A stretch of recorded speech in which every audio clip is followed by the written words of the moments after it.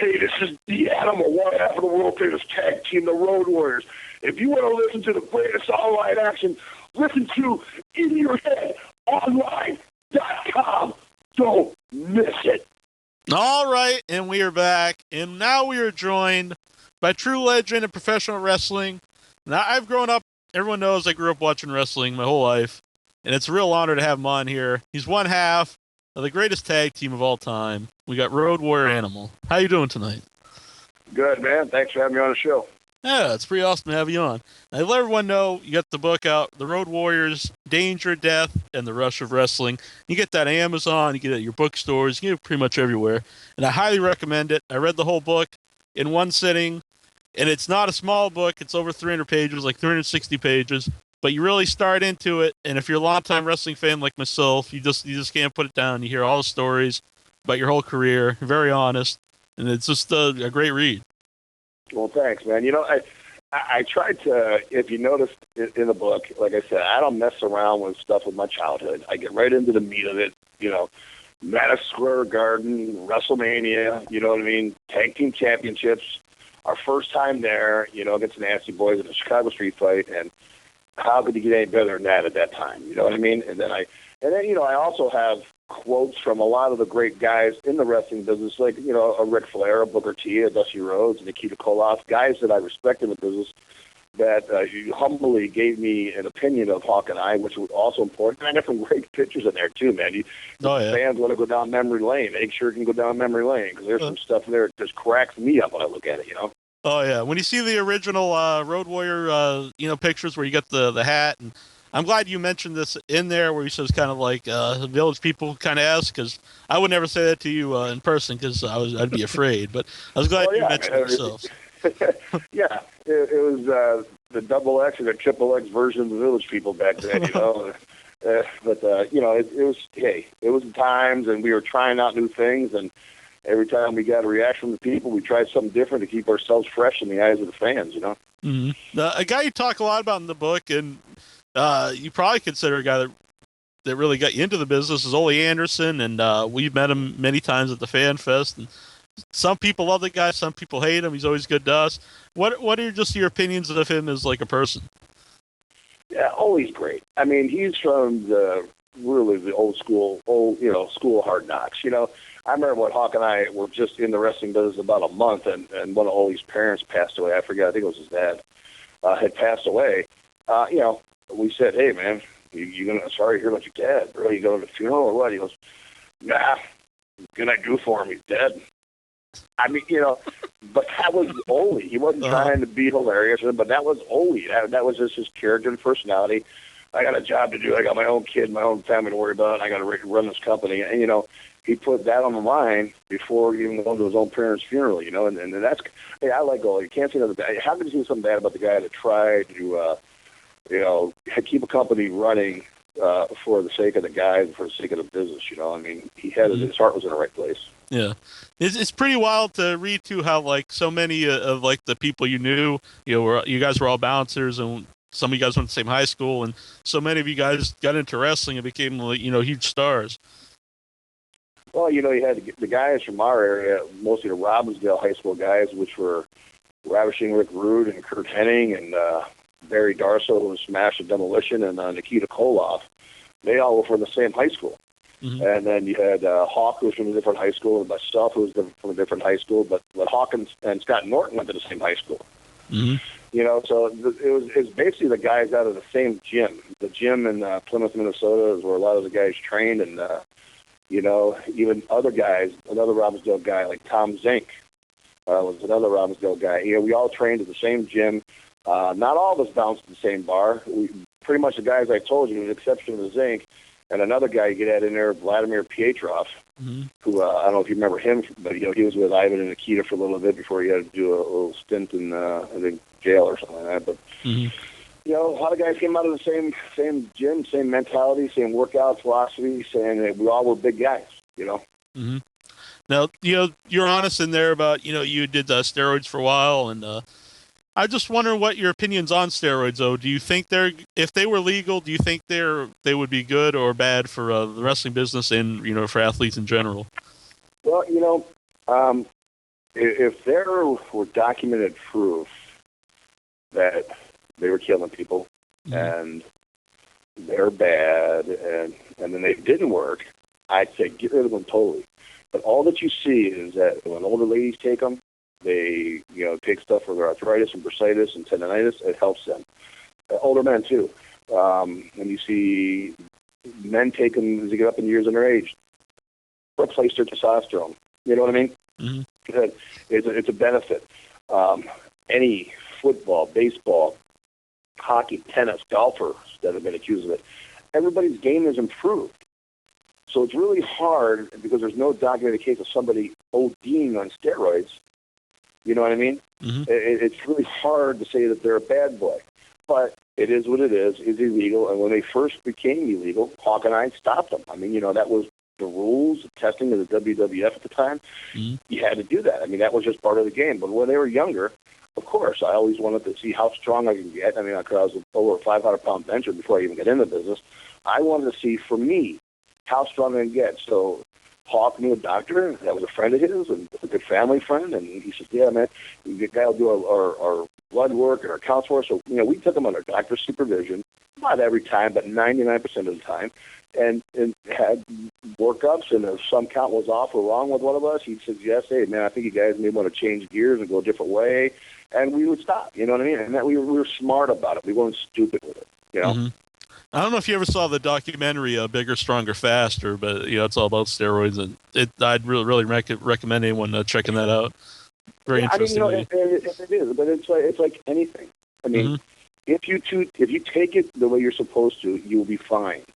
It's like taking aspirin. People say, "Oh, I got a headache or something else wrong," and they take more aspirin. Well, it's the dumbest thing you can do, right out your stomach. Mm-hmm. So I mean, it's just one of those things. Like anything that's good or people will abuse it. It's just like, when doctors use the right scripts off of Vicodin, they got abused. You know what I mean? Mm-hmm. I mean, it's going to happen that way. That's just human nature, I guess. But if a person was smart with it, it will make you bigger, faster, stronger. Mm-hmm. It did for me, and that's all I can say from personal experience. Yeah. Now, I want to ask about this guy because we have him on next week, is Ron Garvin, Hands of Stone, and you talk about him in your book being very stiff. And just do you have any stories about him, in the ring with you being stiff or with somebody else? I got stories about Ronnie in the ring and out of the ring. Yeah. You can tell Ronnie, Animal remembers calling you the Hammerhead, and he'll understand what I'm talking about. Ronnie is so funny. I remember one time when we hit the ring, and I don't know if you remember, we beat the crap out of Ole Anderson. Mm-hmm. It was on TV, and Ronnie Garvin and Pez Wiley hit the ring. And we're throwing just haymakers, and he's ducking them, and Ronnie's pelting us in the forehead with jabs in the forehead.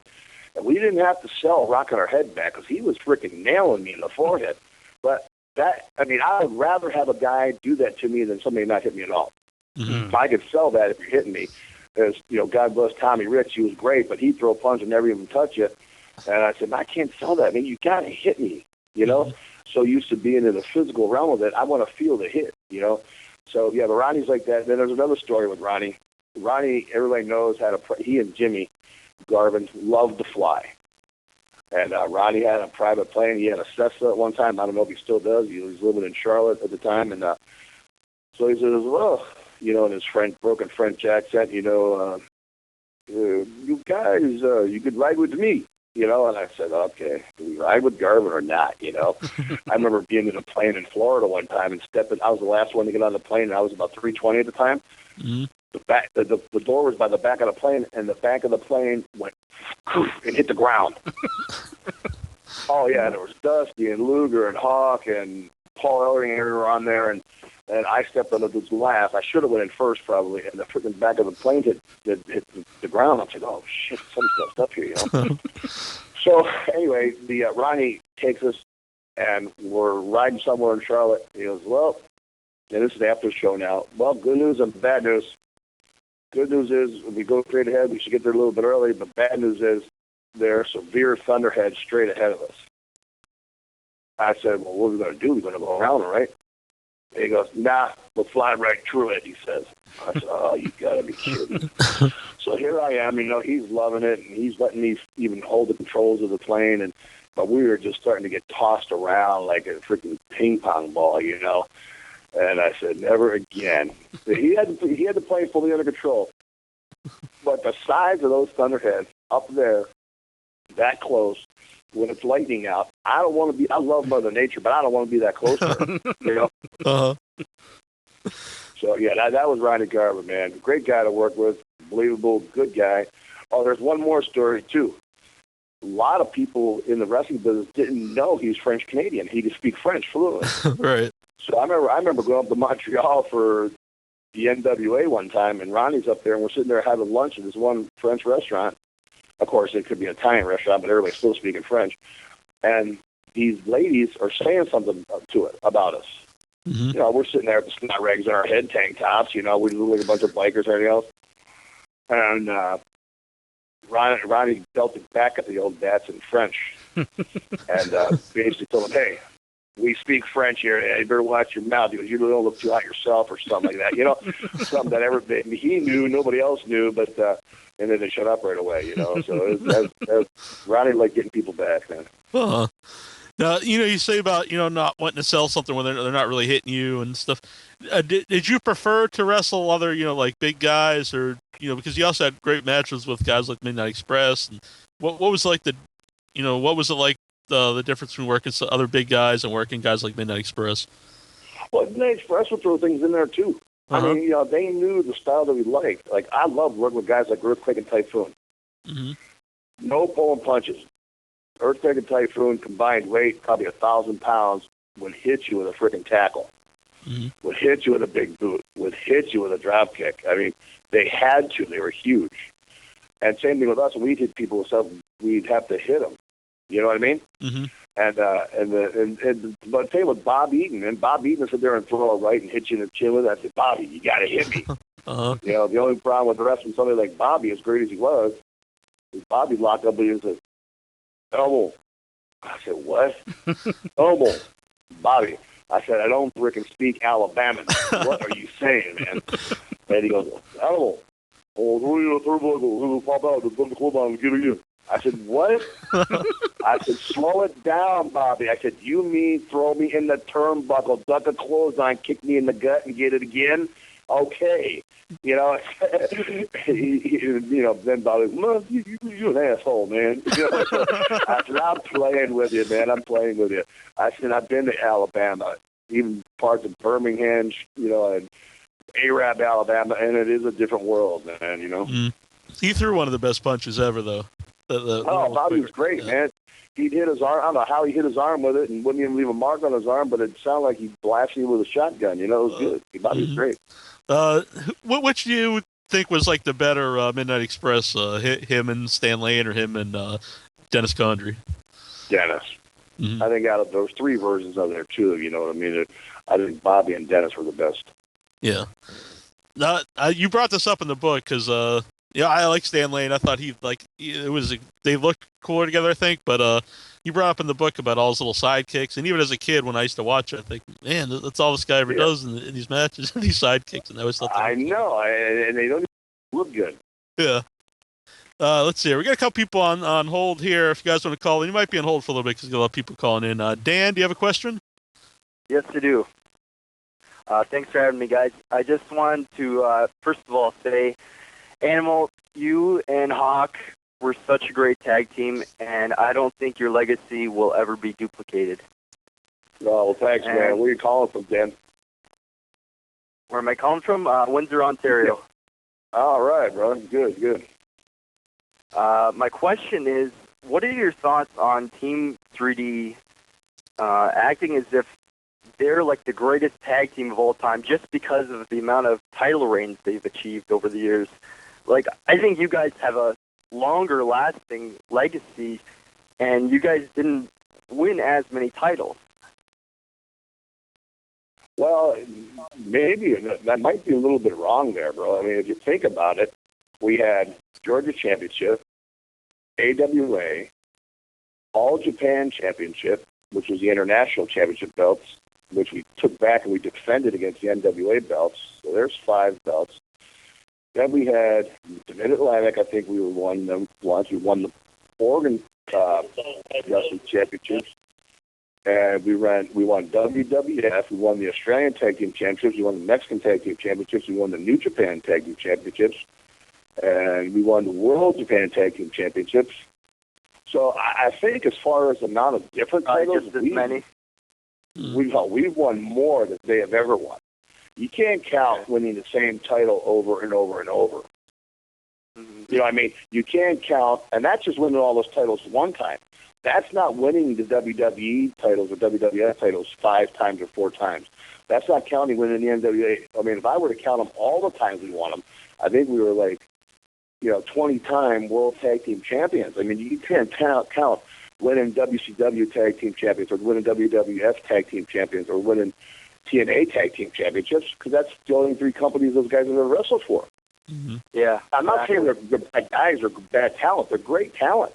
I'm just saying this business is a work, and they're just pumping that up right now because, I got the book coming out, and we're all hot all over the internet and everything else, and what people think is going on with the Road Warriors right now, and Hawkman passed away, they should say stuff like that. Mm-hmm. They should say that they're the best tag team, but the people that know the wrestling business figure it out real easy. Mm-hmm. I mean, if you look at our record and look at the amount of titles we've won, different titles, I mean, nobody has won as many titles as we have, the different titles. What do you think about that? It'll never be duplicated again. Yeah, I was just saying, what do you think about Team 3D doing the there for a while? They were doing the Doomsday Device. Well, it's there. They had a different name for it. I mean, Yeah. Let them do it. I mean, I tell you how much the wrestling fans care about it. I never even heard of them doing it until you said it right now. Oh, they used to do a little different. He would do kind of like a flat back bump where he'd just fall backwards instead of flipping the guy, doing like flipping in the air. I did 2 different versions of depending on what the guy wanted to do. Right. I mean, I've given it. I mean, some of the guys I've given it to, like Sting and Luger and Nasty Boys, Henry Godwin, who was a 6'5", 315-pound guy. Mm-hmm. Flipping them off the shoulders. I mean, we've given it to some. It all depends how comfortable the guy is. If he wants to go straight back, we go straight back. If he wants to flip, he takes the flip. Mm-hmm. I mean, that's just, but it doesn't even, bro, it doesn't even warrant, giving them, I mean, to say, oh, geez, yours was good or mine was better. I mean, everybody knows. I mean, when we looked at the crowd and threw those thumbs up in the air, the people were freaking going nuts and they wanted to see it, So, I mean, that's, at the end of the day, it's how the fans feel about everything. And, they seem to be pretty happy what we did over the past. Oh, yeah. It's one of the... What was some of your other favorite, double team maneuvers, from other teams that you guys would work with? I always thought Midnight Express had a lot of cool ones. Yeah, they were good. Midnight Express had some good moves together. 4 Horsemen were great together. Mm-hmm. Whenever we do Jim Crockett's Senior Memorial Cup, it was all tag teams, so there's a lot of double teaming going on. I tell you who I loved working with was the Orient Express. Oh, yeah. Pat Tanaka and Paul Diamond. Mm-hmm. They flew all over the place. Pat Tanaka would take about a 12-foot backdrop from me. Mm-hmm. We'd launch those guys all over the place, and they were great with Mr. Fuji, so. Mm-hmm. All right. You had Hercules and Paul Roma. They were good. Yeah, I was going to say that was always one of my favorite finishers, and I always think that's a really underrated team. Oh yeah, man, they were great together. Were they mad when you guys had the match at WrestleMania and it was only 90 seconds? They probably or maybe disappointed. Yeah. Yeah, probably disappointed more than anything else. I'm sure they were probably told that they're going to get this and that, and then here we are. We come in and we freaking stomp them quick. You know what I mean? Mm-hmm. I can understand that. Yeah. Thanks for calling in, Dan. Thank you. Let's see here. We got Go on the line. Hey, Animal, how you doing? Good, man. What's up? Where are you calling in from? Virginia. Oh, okay. All right. I was just the first thing I wanted to say is you and Hawk are the reason I became a wrestling fan, and as far as I'm concerned, you both, you deserve your own wing in the WWE Hall of Fame. You guys are just great. Well, thanks, man. I appreciate it. Where parts of Virginia are you? The peninsula, right on the water. Oh, okay. Is that right by Norfolk? A little further north, up near Yorktown. Oh, okay. I've been up there, man. I love Virginia. Virginia's great. Had a lot of fun in Norfolk and Richmond in those days. My question was, when you and Hawk were doing promos, was it sometimes hard to keep a straight face when Hawk would kind of, I guess, go off on just start saying wild and crazy things? Because I would think I would just start laughing at some of the things he would say. Well, if you notice, sometimes when we did the promos, I would disappear off camera. That's only because I'd be laughing off to the side. And Hawk would get so freaking mad at me because I had a little laugh. I said, how could I not laugh, man? You just called a guy a gerbil-faced twit and you spit in his hair and you're like, wah! You know, and you know, he said something really goofy. Here I am, Mr. Hard Sell. Tell him, Hawk. Well, it seems to me that when a monkey climbs a tree, and he started running this rant. I said, what are you saying, man? First I'd ask him, did you smoke before the interview? Okay, you did. Oh, now we're going to be creative. I know that. So and then I knew, and then that's what I think is missing in the wrestling business today, because maybe there's just teams or tag teams and I'll go along and say Dudley's nobody can promo like Hawk and I used to be able to promo. I mean, I was a hard seller. Hawk was off the wall, and Paul Ellering would wrap it all up in a nice little package. And, we were called the one-cut kids, man. We just did a promo one time. I'd say, okay, what's the situation? Who are we wrestling? Why are we wrestling? Bam, bam, bam. I'd hit the hard, just in here for us. This is what you did to me last time. We're going to get you this time, whether we're in Norfolk or Richmond. We got to chase you all the way up the Northern Peninsula. We're going to get you, And then Hawk would say, yeah, what he said. You know what I mean? It's just something stupid. And I'm trying to keep a straight face. I'm going, nah. Hey, thank God for paint. And I had a beard and a Fu Manchu and stuff to hide my grins a little bit, Yeah. Today, it's no secret that they script almost all the promos you see on TV. Now, do you think, like, someone like yourself and especially Hawk could have, who could someone really script all the stuff you would say? Do you think it would have lost a lot? You couldn't script our interviews. Mm-hmm. Stuff would just come to us in the middle of an interview. I mean, we may have something in our mind what we're going to say, and as soon as we start talking, and I hear Hawk talk, or he hears me, next thing you know, this whole train of thought changes to something different. Mine would too. That's what makes the interviews the best, is the ad-libbing part and going off each other. Mm-hmm. These, having it totally script out. I mean, even the last time when I was with WWE and I was Heidenreich, they would come to me and say, okay, what are you saying? Because and they never scripted anything out for me to say. They knew I couldn't do a script. Mm-hmm. I had to just have the topic and go with it, Mm-hmm. Do you have anything else, Gogo? One other thing. I was looking at your website, Animal, and I was wondering, do you have any plans to start, selling memorabilia or just official Road Warrior merchandise? Because I remember some of the shirts you used to wear. You can never find them to buy them, and I just was curious if you had any plans to do that. Are you talking about my www.theroadwarrioranimal.com site? Yes. Yeah, that's the site where you can go and buy the book and everything else. I think they plan on down the road here doing T-shirts and everything up there. The problem is we would have to make replicas. I think I have copies of a lot of T-shirts, but we definitely would have to make replicas because most of our stuff sold out. I mean, I know there's a few places that have some of the stuff left, but we would have to make new versions of the older shirts and the older designs, which is not a problem because you can just get them screened in and get it done.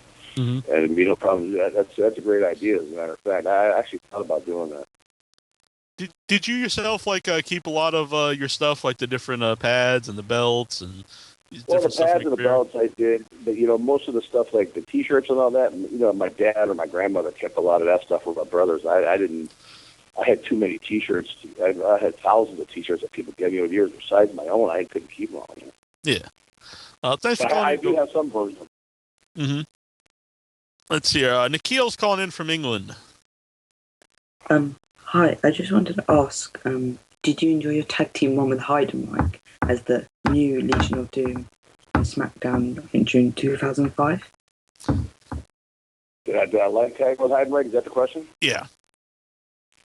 No, I really didn't like tagging with Heidenreich, to be quite honest with you. There was the best time in the wrestling business for me, and I don't know if you saw this, was when Hawk and I did SummerSlam over there at Wembley.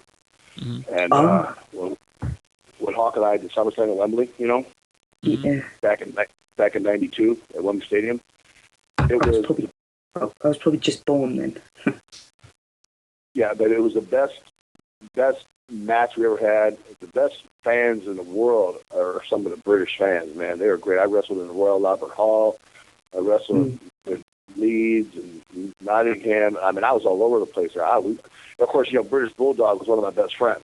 So, I mean, I got to meet his family and go see a lot of places that a lot of normal people wouldn't get to see. So I really appreciate it. I mean, as a matter of fact, my book, The Danger, Death, and the Rush of Wrestling, is going to be at the London Book Fair this year. Hmm. I think that's the end of April. Yeah, because we have we're working on a deal with the UK and we're working on a deal with Germany and Australia to get the book over there immediately. You know, but I mean, you're in the UK, you can buy it now. I mean, you can go to the roadwarrioranimal.com site and get that book. But yeah, you know, I didn't like tagging with Heidenreich very much because it was a lack of respect for the gimmick. I mean, you know, he was always coming late and messed up and this and that or whatever. He had a lot of personal problems, you know, which are his own problems, but they didn't need to be our problems. Mm-hmm. And I did it on behalf of the company, and if I had to do it all over again, I probably wouldn't have done it. Okay, that's all. Thank you very much. That's something you talk about in the book too, is protecting your character. And I think sometimes people online will read like, you know, this guy doesn't want to do this, and they think, oh, this guy's, you know, an a-hole or something. But don't you think that you have to do that to, you know, to be a top star in wrestling? And do you think? Well, yeah, you got to protect yourself somewhat. But I mean, back then, protecting your character is all you had, because guys would try to take liberties with your character, especially when you're young. Mm-hmm. So, and if you didn't be a stand-up guy and stand up for yourself, they would try to run all over you back then. You know, that's just the way the business was. Today, it's different. They're pretty much from A to Z, you're told what to do. Mm-hmm. From the time you get up in the morning, by the time you get on a plane and leave, get a rental car, return it, be at the building, leave the show, get the TVs a certain time, you're told everything. So, I mean, it's a way different world now than it was back then. Yeah. And it wasn't. And we were never jerks. I mean, look at the comments that the guys that we got to wrestle over the years wrote about us. Mm-hmm. Joe and Mike were stand-up guys, great guys, outside of the wrestling business, a lot of fun, this and that. You know, I mean, I didn't tell those guys what to write. They wrote it's all their own freedom of speech, what they want to write. I was going to put it in one way or the other on what they wrote anyway, and I didn't cut any of it out. I put it all in there the way they sent it to me in an email, you know, so. Mm-hmm. Let's see. William's on the line. What is going on? Where are you calling from, William? Gaylord, Michigan. All right. Can you do Water Rush one time? Bro, I'll try to do it. That was Hawk's deal, but I'll try to get it done here for you. Hold on a second. Got to gargle my voice here. You got to try to get deep on it.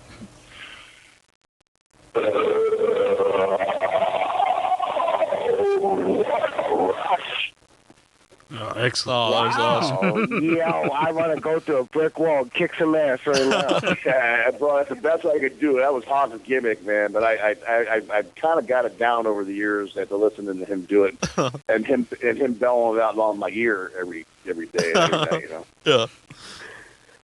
Great legacy you guys have. Great legacy. I got a couple questions. What was it like with the scaffold match?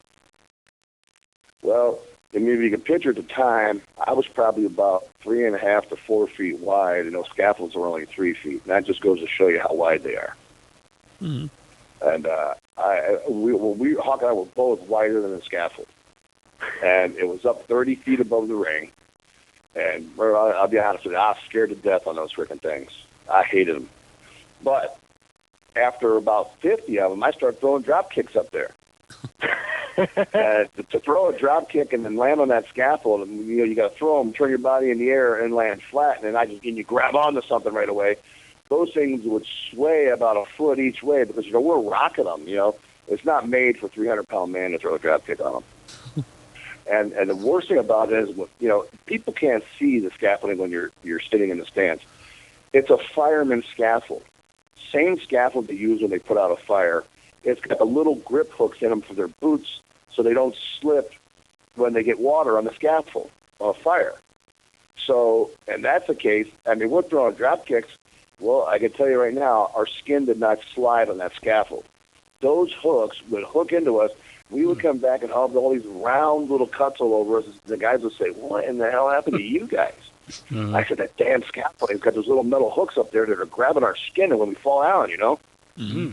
But the funniest part with the scaffold is, man, when we wrestled the Midnight Express, and we chased Jimmy Cornette up there, and Big Boss Man or Bubba Rogers was supposed to catch him, and I'm looking down and I'm holding on to Jimmy's arms, you know, because I'm supporting Jimmy, and Jimmy was no lightweight. Let me tell you, you hold a guy's arms when he's hanging there 30 feet, I'll tell you, he gets awfully heavy.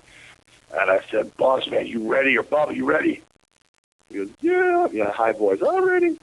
And I let him go, and all I saw was Jimmy hit the floor. Ooh.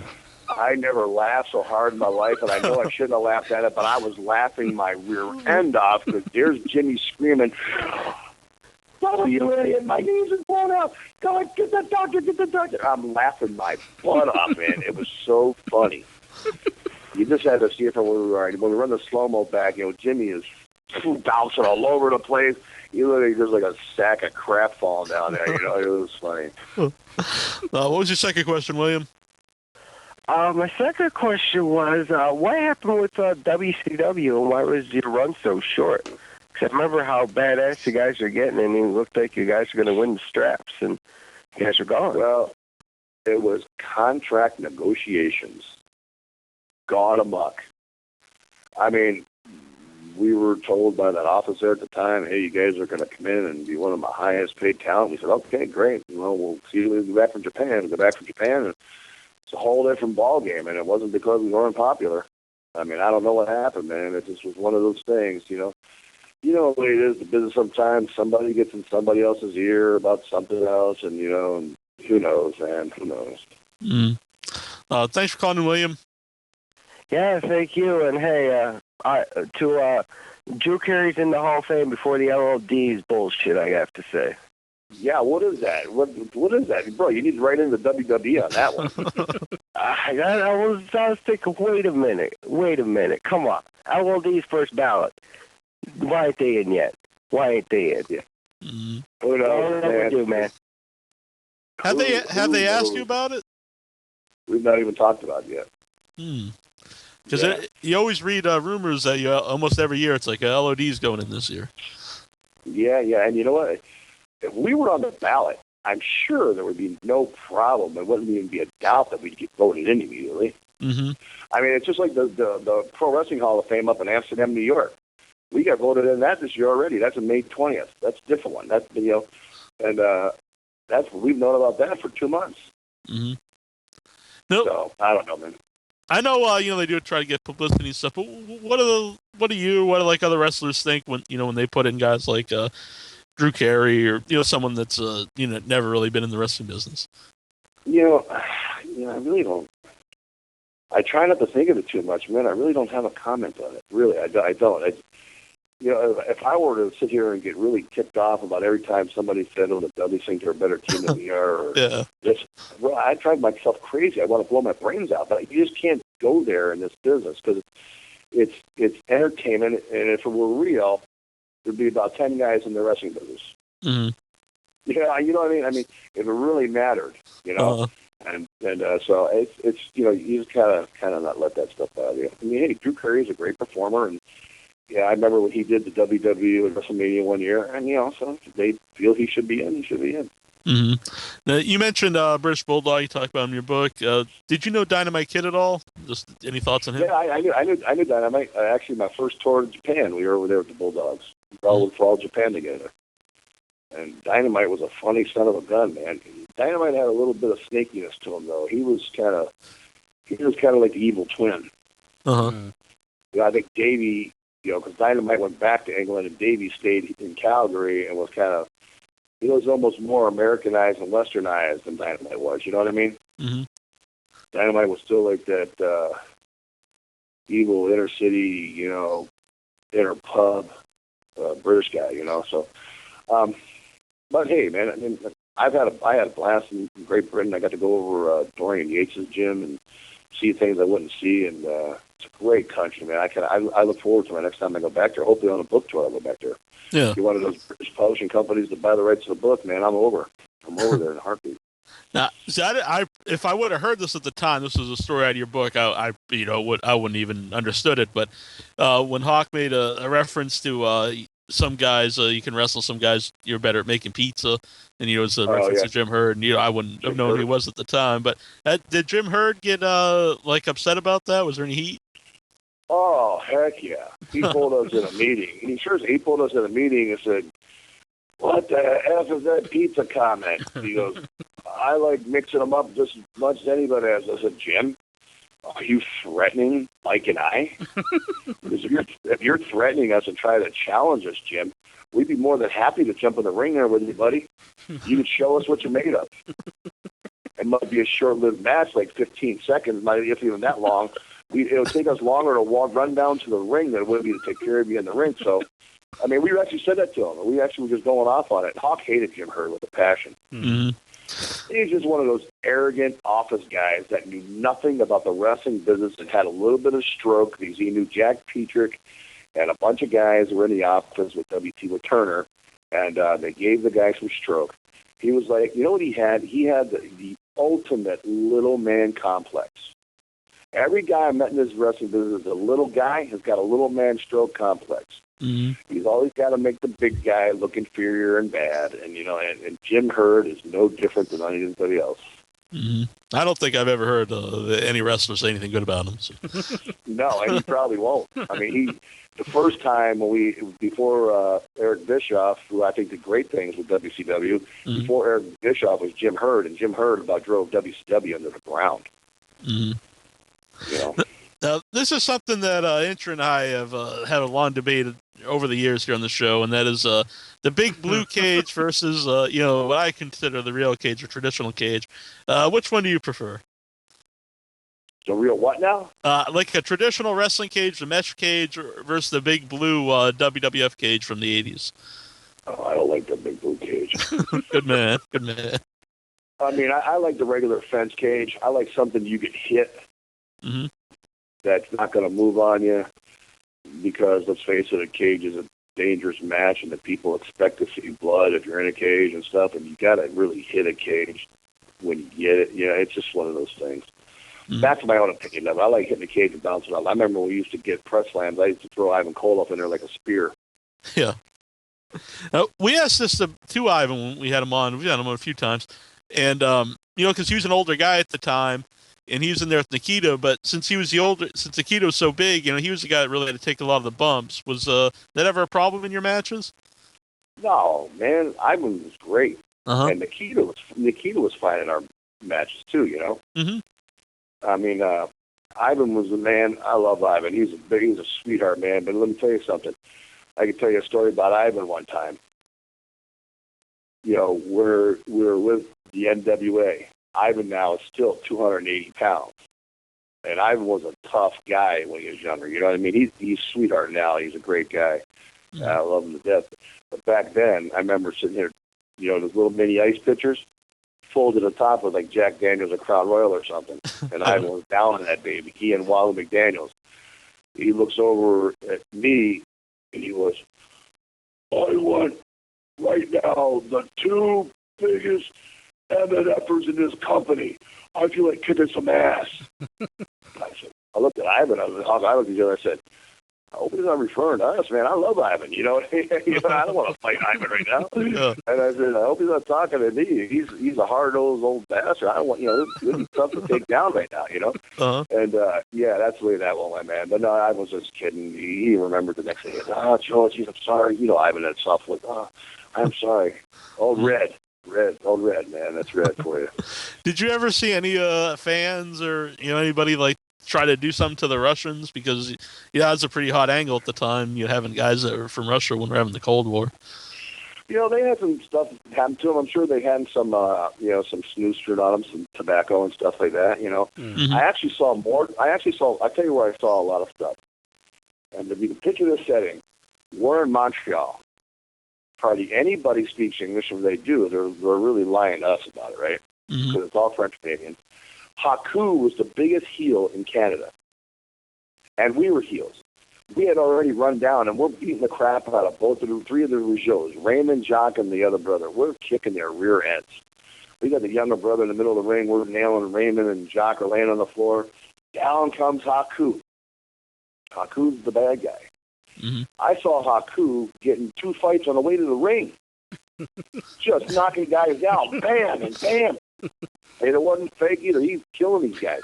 He's barefoot. He's thrust kicking guys in the head. And he's punching the other guy. He comes in the ring, and I'm holding the Rougeau by the hair. Hawk's got his arm. We got his arms spread like chicken winged out there. Like, hey, come on, Haku. Come on, King. Kill him. Give him the kick right in the throat. Haku turns to the side, looks around. Thrust kicks me over the top rope. I go. Thrust kicks Hawk over the top rope. He went. And he became the biggest baby face in the company. We wrestled Haku and Raymond Rougeau, Haku and Jacques Rougeau, sold out all over Canada, especially Quebec City and Montreal, the French Canadian towns. And just go to show you, we met Haku that first time that weekend, and here's people saying, oh, these guys don't want to work with you. These guys, oh, yeah, right? We just got thrust kicked and kicked over the top rope in Canada. You know what I mean? What do you mean we don't want to work with you guys? Come on, man. Let's do this. Let's have fun here, So. Now, we've had a lot of people on who have said that Haku was probably like the toughest wrestler around. Would you agree with that? Oh, yeah. Haku was a true badass.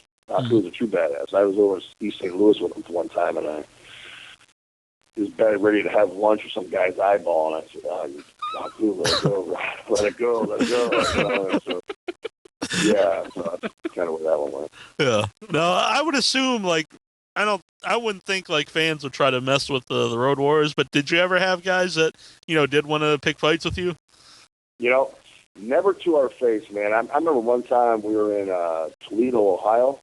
Either Toledo or Canton. I think it was Canton, Ohio. Maybe Canton, Ohio. And all the policemen there were ex-Vietnam guys, And so they really took care of us and made sure nobody. So we did a rundown one time, and we were beating the crap out of Johnny Rich is laying there a bloody mess. We're beating the crap out of Tommy Rich, and we got Tommy Rich against the ropes, and all of a sudden, I hear the fans going, ooh, and this big old farm boy from Ohio gets in the ring. He's about 6'6", about 340 pounds, and he comes and he punched me in the back of the head from behind. I turn around and I said, good night, MNF. Bam! Knocked him right out in the middle of the ring. Just knocked him out. Hawk comes try to dive on him, and somebody grabs Hawk's boot from the outside floor, some other guy. Well, you ever seen the Three Stooges? I'm sure you have. This guy had hair like Larry on the Three Stooges. Oh, yeah. And Hawk reaches down, grabs his hair like a Brillo pad, and yanks it out. And it looked like comical.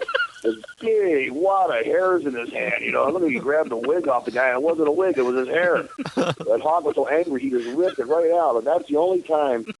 And then you can see the guy knocked out was still out cold. The cop grabbed him by his feet and pulled him outside the ring. You can hear his head hitting the floor like a bowling ball, and then the other guy, I don't know what they did with him. I think they kept zapping him, waking him up, zapping him, waking up, zapping him, And it was pretty funny, though. As a kid, one of my, I thought it was like one of the coolest things on TV, but I guess it ended up getting Dusty Rhodes in trouble was when you guys bloodied him with the spike, and you stuck the spike in the podium, which I always thought was really cool because it showed like it was a real spike. Did you guys? It was a real spike. Yeah. But I think that even added to it because it's like, oh man, that guy stuck that right into the podium, so that's a real deal. Was that ever dangerous? So coming into the crowd through the crowd with all the fans trying to pat you on the shoulder, or whatever, and you got the big spike. Well, in the U.S. we were very controlled with it, but over in Japan, man, we had those shoulder pads on. We ran through the crowd, and I literally watched ladies drop babies and run. I'm not kidding you, man. They would get out of the way because they're scared to death, So, yeah, it was. We never hit anybody though. God forbid, we didn't hit anybody. So yeah, I was just wonder if it was dangerous at all, like people trying to just pat you or something with their hand. No, they try. Yeah. But over in Japan, it would be, oh, what a great honor, Road Warrior Animal. Animo-san hit me, you know. Yeah. Yeah. I think Inoki slapped some of the fans, and people think it's a great honor. Oh, yeah, that was great. I remember a lot of guys like Tiger Jeet Singh over in Japan would throw chairs and hit people, and they call that with a big welt on their head. Oh, yeah, look at me. I was at the fights tonight. Look, here's a war room, you know. Oh, geez. What was it? You know, you talked about in your book, but did you prefer wrestling in Japan or in the United States? Let's just say it's a lot less headaches in Japan. Mm-hmm. A lot less headaches in Japan. You know what I mean? Mm-hmm. And that was you didn't have, all you had to do was make the bus, and you were cool. They paid you great. You didn't have to worry about it. You didn't have to worry about screwing with the other payoffs. Nothing. You made the money that they said you're going to make, and it was hard to argue with that. You know what I mean? Mm-hmm. Now, there was something I've always heard about was it was a night when Vince McMahon had everyone do their finishers to him, I guess, in a bar, and you actually have the story in your book. And did it involve other people, or was it just the Road Warriors? Oh no, man! It was Hogan already started the whole thing. You know, it was a fun era of the business, man, because Vince was great. You know, we had just gotten done doing that. You know, they tried to make him be the bad guy on all the steroid thing that happened in the business, and Vince had nothing to do. They tried to get him trafficking. All it was just ridiculous and stupid. Mm-hmm. He had, I firmly believe, he had nothing to do with it.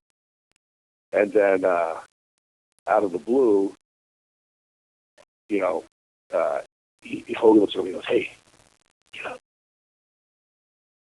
get up." And I okay, get him up, all right.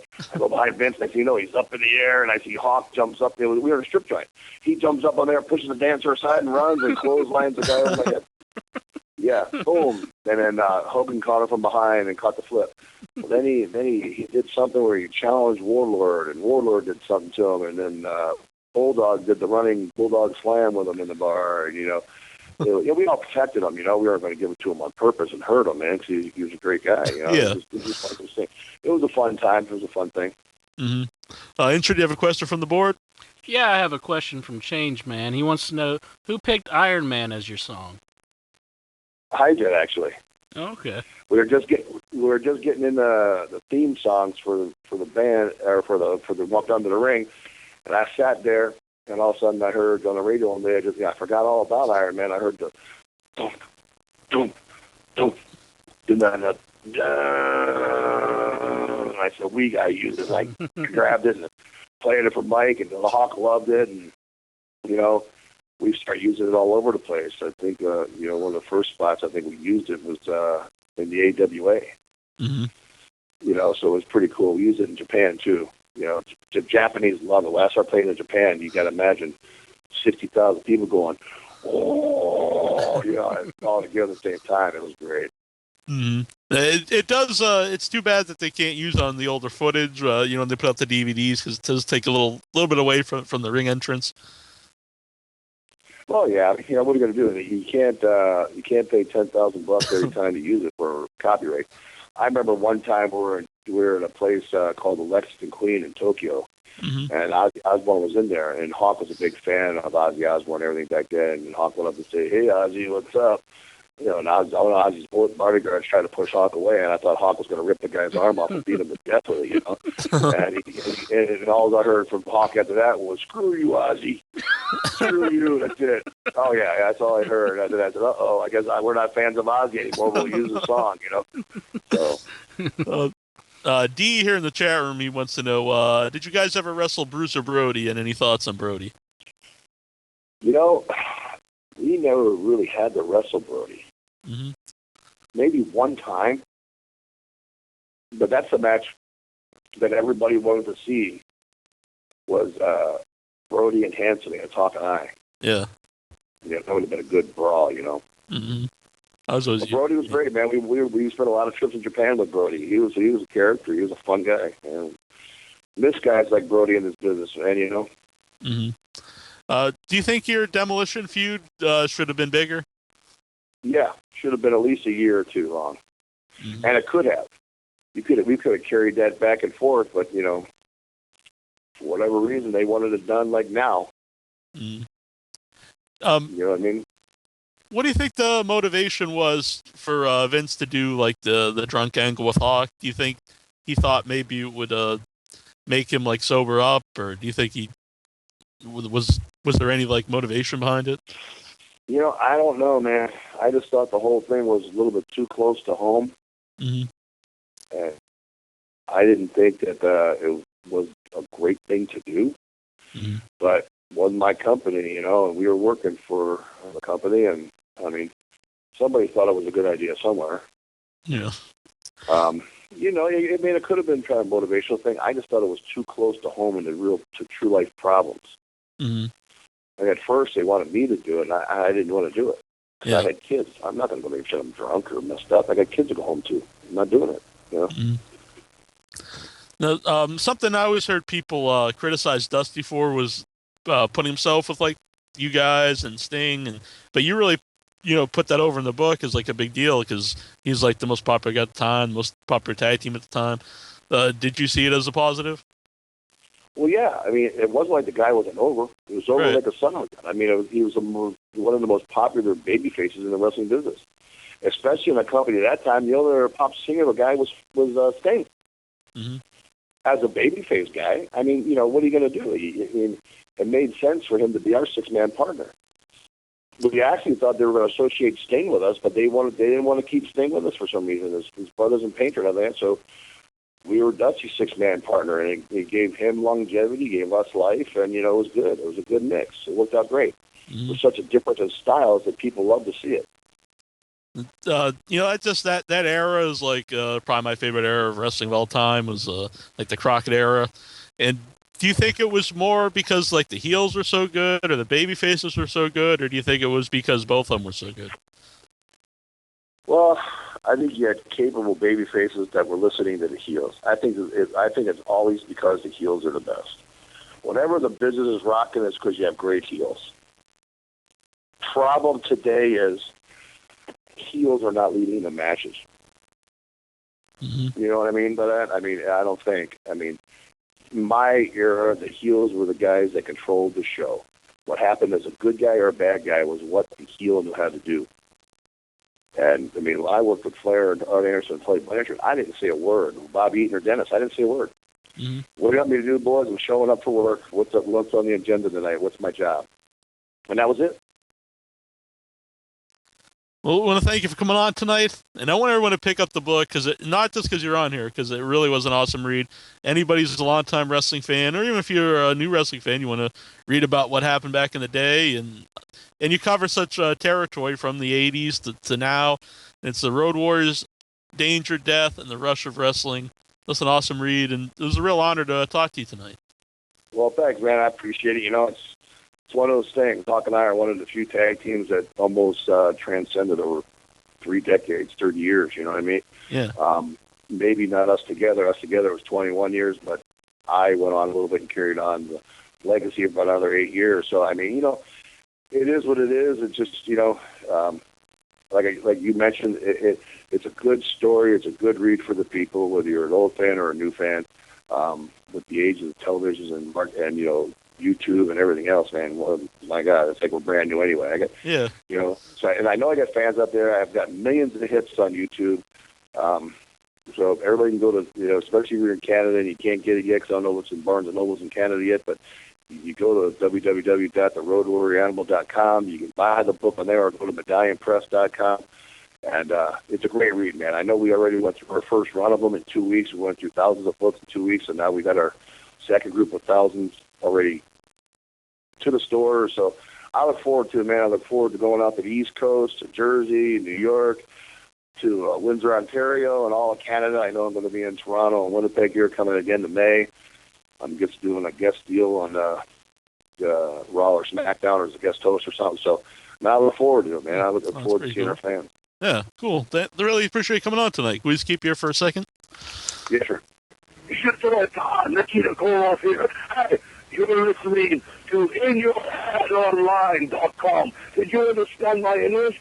InYourHeadOnline.com. You gotta tune in every time we're on, or I'll come looking for you and hit you with a Russian sickle.